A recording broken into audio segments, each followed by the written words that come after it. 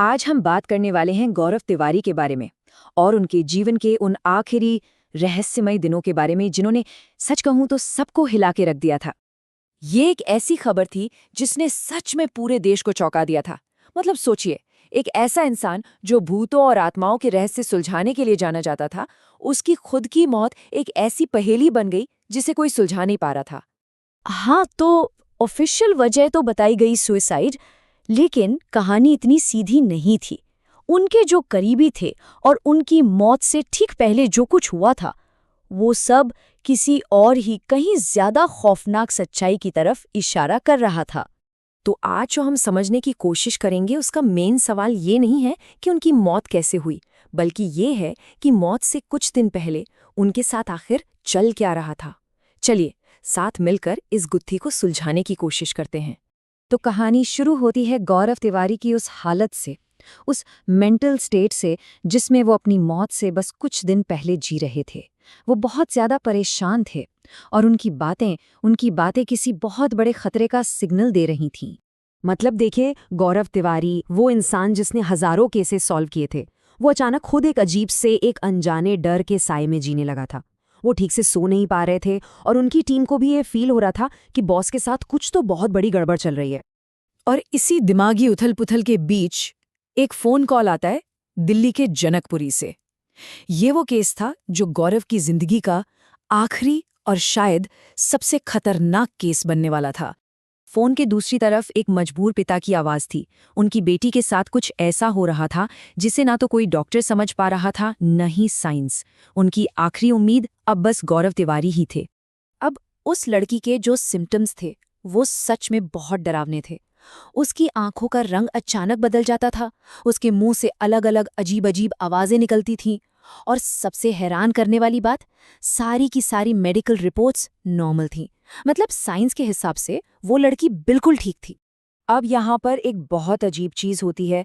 अपनी खुद की हालत इतनी खराब होने के बाद भी गौरव तुरंत उस केस पर जाने का फैसला कर लेते हैं, और वो भी अकेले। मतलब वो अपनी पूरी टीम को ले जाने से मना कर देते हैं।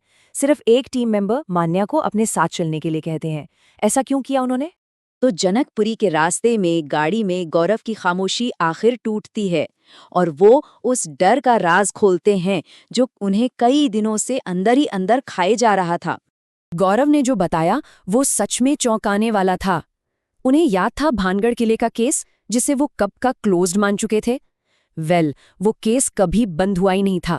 गौरव के हिसाब से भानगढ़ से एक बहुत ताकतवर चीज उनके पीछे आ गई थी और अब वो उन पर हावी होना चाहती थी। और जैसे ही गौरव और मान्या जनकपुरी के उस अपार्टमेंट पे पहुंचे, माहौल और भी ज्यादा डरावना हो गया। बिल्डिंग के 3rd फ्लोर से चीखने की आवाजें साफ साफ सुनाई दे रही थी। और अब देखिए डॉट्स कैसे कनेक्ट होते हैं। लड़की के पिता ने बताया कि उनकी बेटी करीब 20 दिन पहले भानगढ़ के लिए घूमने गई थी और बस वहीं से लौटने के बाद उसकी ये हालत शुरू हुई। और जब गौरव ने उस लड़की को देखा तो उसकी आंखें पूरी तरह से काली पड़ चुकी थीं। उस लड़की के शरीर में जो भी था, उसने गौरव को देखते ही एक अजीब सी मुस्कान दी और कहा, वक्त लगा पर मैंने तुझे खोज ही लिया, मुझे तेरी ही तलाश थी। अब ये बात बिल्कुल साफ हो चुकी थी। वो लड़की तो सिर्फ एक मोहरा थी, असली टारगेट गौरव तिवारी थे। इसके बाद जो हुआ वो शायद गौरव के पूरे करियर का सबसे भयानक एक्सपीरियंस था। उन्हें ये एहसास हो गया कि वो किसी 1-2 आत्माओं से नहीं, बल्कि किसी बहुत ही बड़ी और खतरनाक शक्ति से लड़ रहे हैं। गौरव ने पूछा, तुम कौन हो?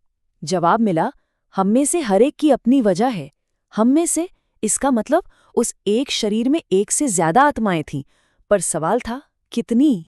और तभी गौरव के चारों तरफ अचानक 40-40 काले साए आकर खड़े हो जाते हैं। हाँ, सही सुना, एक शरीर के अंदर 40 आत्माएं। अपने 10 साल के करियर में गौरव ने ऐसा कुछ भी कभी नहीं देखा था। शायद पहली बार उनकी आंखों में डर साफ नजर आ रहा था। और फिर वो 40 की 40 आत्माएं मिलकर गौरव के सामने एक सौदा रखती हैं। एक ऐसा सौदा जो लगभग नामुमकिन था। उन्होंने कहा, हमें अपने साथ ले चलो और हम इस लड़की के जिस्म को हमेशा के लिए छोड़ देंगे। और उस लड़की की जान बचाने के लिए गौरव वो सौदा मान लेते हैं। जिस पल गौरव हाँ कहते हैं, वो 40 के 40 साए हवा में गायब हो जाते हैं। और ठीक उसी पल गौरव का शरीर कांपते हुए जमीन पर गिर पड़ता है। उनका चेहरा एकदम सख्त, बेजान और काला पड़ना शुरू हो जाता है। अब यहाँ तक कहानी सुनकर ऐसा लगता है कि चलो जवाब मिल गया, है ना? लेकिन सच तो ये है कि असली रहस्य यहाँ से और भी ज्यादा गहरा हो जाता है। तो एक सीधा सा सवाल है जो दिमाग में आता है, क्या गौरव की मौत की वजह वो 40 आत्माएं थीं जिनसे उन्होंने सौदा किया था? जवाब है नहीं, और यही सबसे चौंकाने वाली बात है। कहानी यहाँ खत्म नहीं होती। कहा यह जाता है कि गौरव जैसा शेरदिल इंसान सिर्फ इस एक वजह से हार नहीं मान सकता था।